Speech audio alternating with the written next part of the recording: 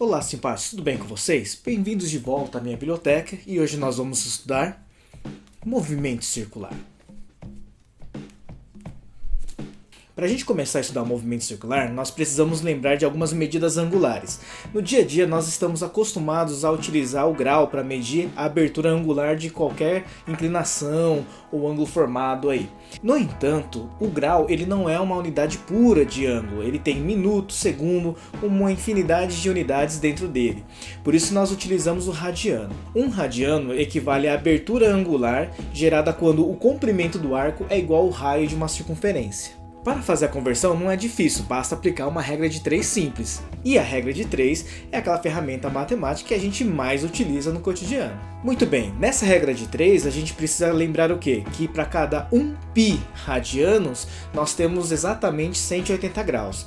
Dessa maneira nós podemos utilizar esse fator como regra de 3. Veja um exemplo. Então vamos supor que nós queremos transformar 30 graus em radianos. Lembrando que 180 graus vale 1 π radiano, por regra de 3, uma proporção direta, nós multiplicamos em cruz e nós obtemos a seguinte expressão.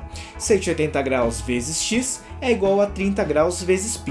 Isolando o nosso valor de x, teremos 30 graus vezes π dividido por 180 graus. Ao simplificar a fração, descobrimos que esse 30 graus equivale aí a π dividido por 6 radianos. Veja, não é tão difícil, você pode praticar depois para diferentes valores de ângulos, mas tentem guardar pelo menos os mais básicos, 30, 60 ou 45 graus. Outra medida angular que é extremamente importante é como a gente calcula apenas um pedacinho do arco de uma circunferência. Nós sabemos que o comprimento total de uma circunferência é dado por 2πr, onde o r é o raio da circunferência. Mas se a gente quiser calcular apenas um pedacinho, como é que a gente faz? Você pode aplicar uma regra de 3 também, lembrando que para 360 graus você teria 2πr. E se você quiser uma abertura diferente, basta fazer a proporção direta. Ou lembrar da seguinte propriedade, acompanhe. Quando nós temos aí na representação um arco de comprimento L, nós devemos lembrar que esse comprimento vai ser igual ao ângulo central medido em radiano multiplicado pelo raio. Baseado nessa medida de comprimento do arco, que nós podemos entender por que na largada de uma corrida de 100 metros rasos, eles não largam alinhados. Você sempre observa que tem um cara começando lá na frente, entre aspas, e o cara que está mais ao centro da raia, né, mais na parte interna aí da pista, ele se encontra mais atrás. Exatamente porque na hora que todos fazem a curva, eles se deslocam 180 graus. No entanto, o arco é maior conforme aumenta o raio. Para compensar isso, eles largam de posições diferentes. Muito bem, baseado nessas medidas angulares, nós podemos agora aplicar esses conceitos para analisar um movimento de trajetória circular. Nós sabemos já que a velocidade escalar média é dada pelo deslocamento escalar dividido pelo tempo.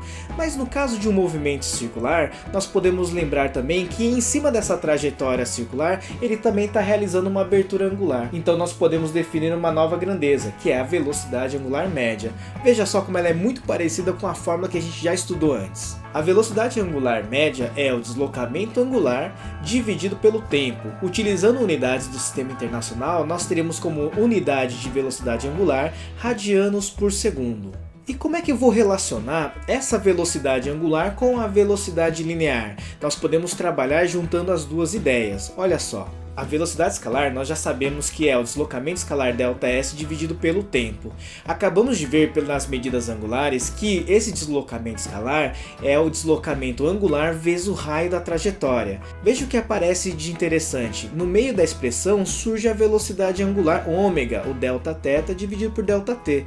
Portanto, nós podemos calcular a velocidade linear como sendo a velocidade angular vezes o raio da trajetória. De forma semelhante, nós também podemos definir uma nova grandeza, que é a aceleração angular média. Se a velocidade angular média é o deslocamento angular sobre o tempo, a aceleração angular média vai ser a variação da velocidade angular dividido pelo tempo. Lembrando das unidades, como a gente trabalha sistema internacional, a aceleração angular média vai sair em radianos por segundo ao quadrado.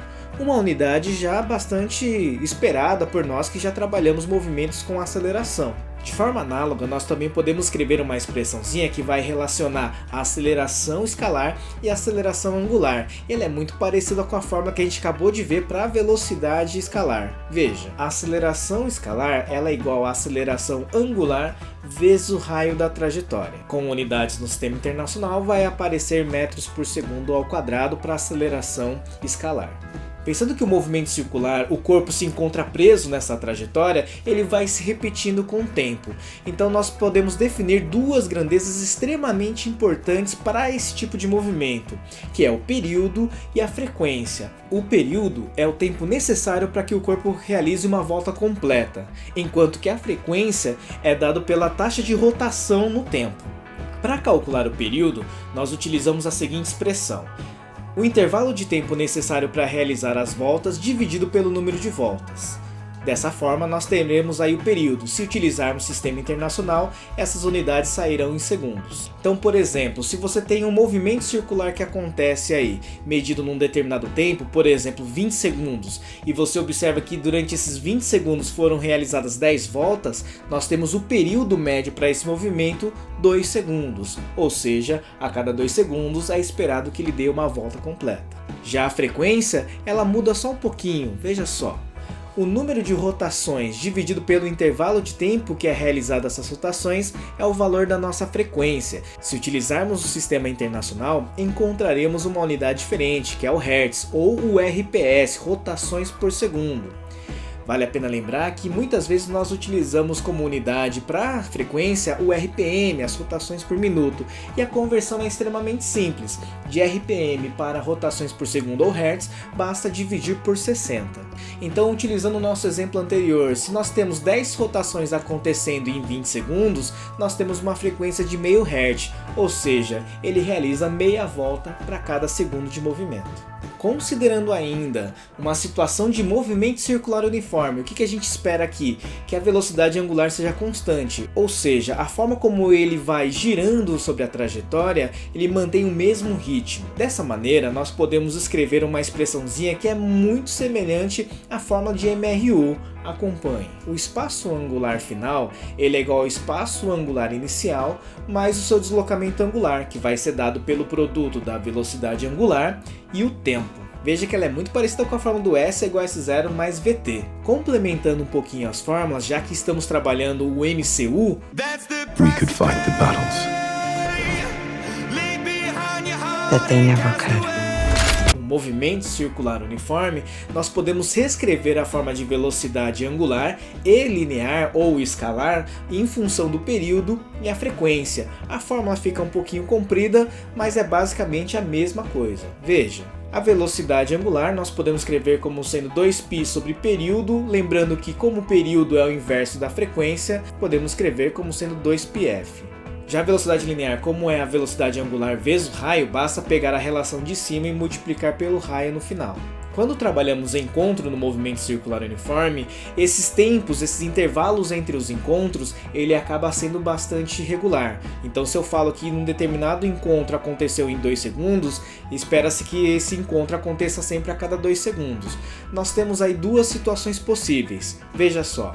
Para calcular o intervalo de tempo necessário para ter um encontro, nós utilizamos o conceito de velocidade relativa para o movimento circular. A velocidade angular relativa vai ser 2π dividido pelo tempo. Esse 2π é exatamente o deslocamento relativo que existe para que os corpos se encontrem. Afinal, um corpo deve percorrer aí uma circunferência inteira em relação ao outro, ou seja, 2π. Dessa maneira, nós podemos lembrar que quando nós temos dois corpos que se movem no mesmo sentido, a velocidade angular relativa é a diferença entre as velocidades. Numa situação em que as velocidades aí, o movimento acontece em sentidos contrários, a velocidade relativa é dado pela soma. O nosso referencial aqui é um pouquinho diferente. Consideramos o movimento no sentido anti-horário como sendo progressivo nesse caso, e no sentido horário como sendo retrógrado.